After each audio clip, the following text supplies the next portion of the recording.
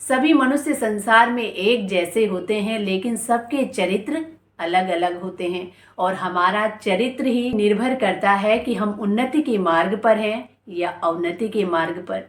जय श्री राधे दोस्तों, आशा करती हूँ आप सब स्वस्थ होंगे और अच्छे होंगे। तो आइए सुनते हैं आज की एक छोटी सी कहानी। एक बार एक जिज्ञासु एक ज्ञानी व्यक्ति के पास गया और पूछने लगा कि संसार में सभी लोग एक जैसे होते हैं, लेकिन फिर भी कुछ लोग पतन की गर्त में क्यों डूब जाते हैं। तो जिज्ञासु का जब ये सवाल ज्ञानी व्यक्ति ने सुना तो उसको अगले दिन तालाब के पास आने के लिए कहा और अब बताए हुए समय पर वो जिज्ञासु जो था तालाब के पास पहुंच जाता है और वहां जाकर देखता है कि ज्ञानी व्यक्ति खड़ा था, उसके हाथ में 2 कमंडल थे और ये देखकर उसको बड़ा आश्चर्य हुआ।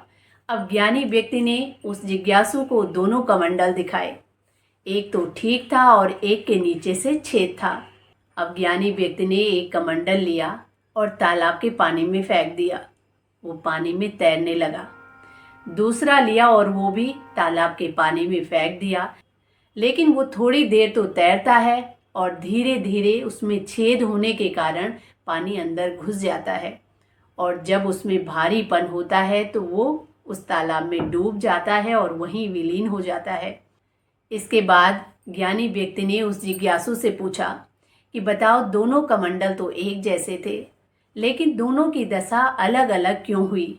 तो अब जिज्ञासु व्यक्ति ने बड़े सहज भाव से जवाब दिया कि एक कमंडल में छेद नहीं था और दूसरे में छेद होने के कारण दोनों की दशा जो थी अलग अलग हो गई।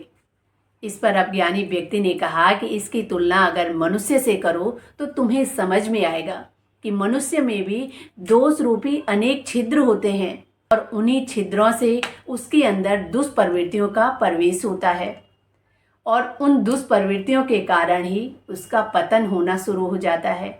और जिन मनुष्यों में वो छिद्र नहीं होते हैं वो इन दुष्प्रवृत्तियों से बच जाते हैं और संसार रूपी इस भवसागर को पार कर लेते हैं।